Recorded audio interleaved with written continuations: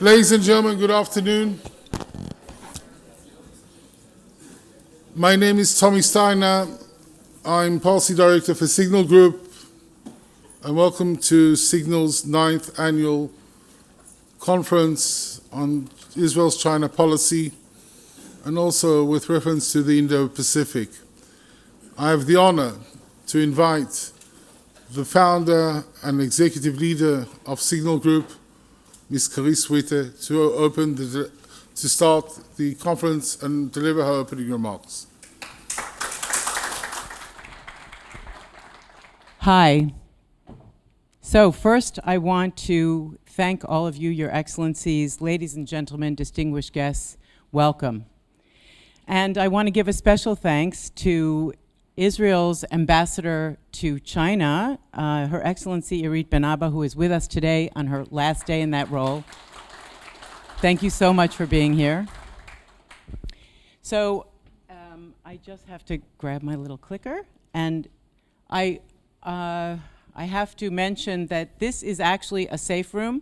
So if you get notices of an alarm or you hear a siren, please stay put. This is the safest place you can be.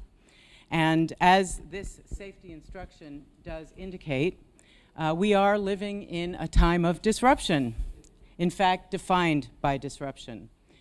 And this is an expansive level of disruption that's going from the shifting dynamics among great powers to the accelerating march of technological change to the regional convulsions that have wreaked this area in the wake of the October 7th attacks.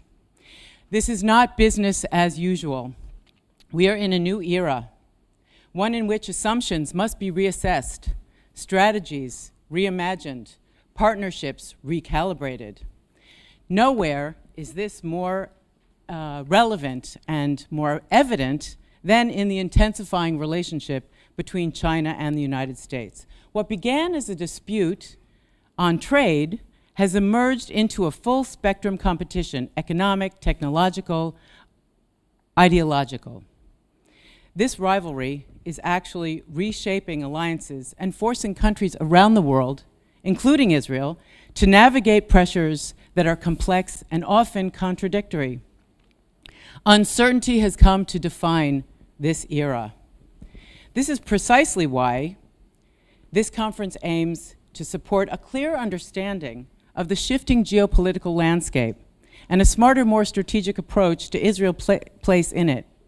Israel as a middle power must chart its course with precision, protect its strategic autonomy, and pursue partnerships that enhance reliance and resilience.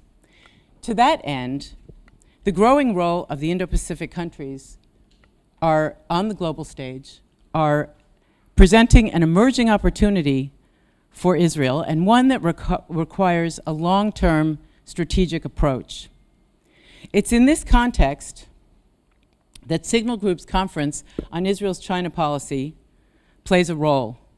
Our aim is to bring these ideas into the public discourse that is so focused on the challenges of today.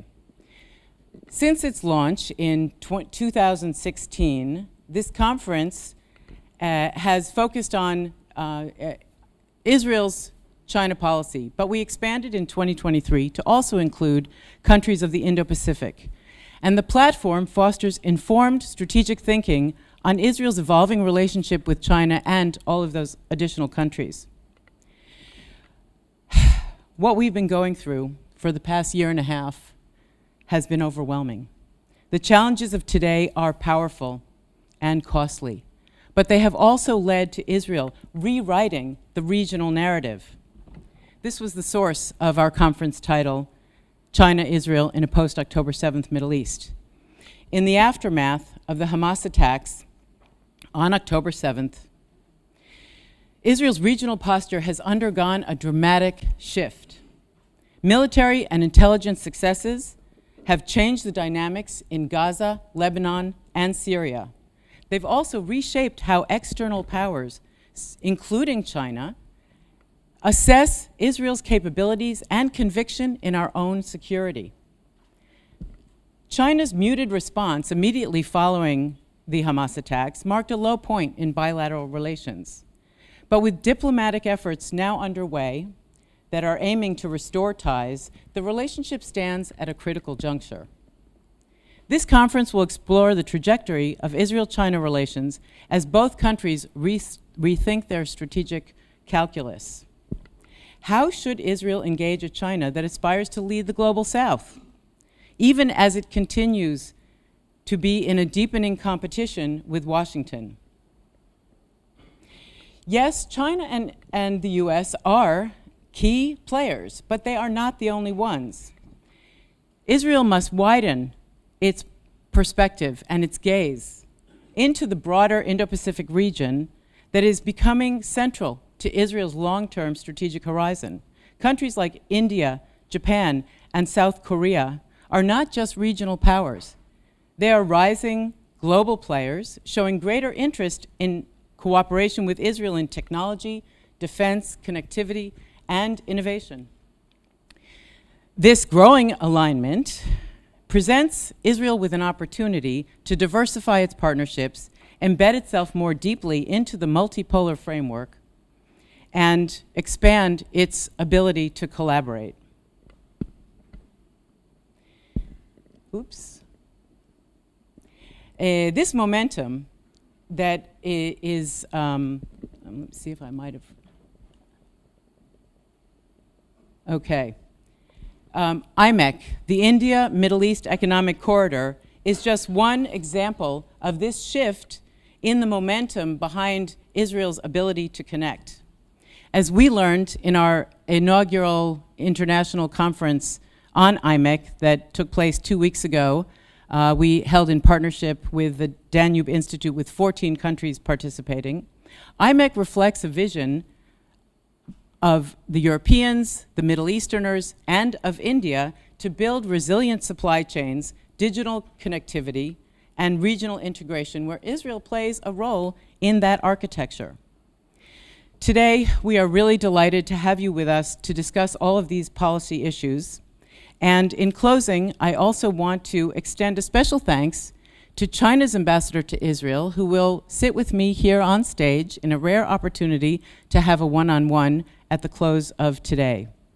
And now, it is my true and very deep honor to introduce Minister M.K. Ghila Gamliel of the Ministry of Innovation, Science, and Technology. In her previous position as Minister of Strategic Affairs, M.K. Gamliel received a directive from the Prime Minister back in 2023 to look into the potential for Israel developing an Indo-Pacific strategy.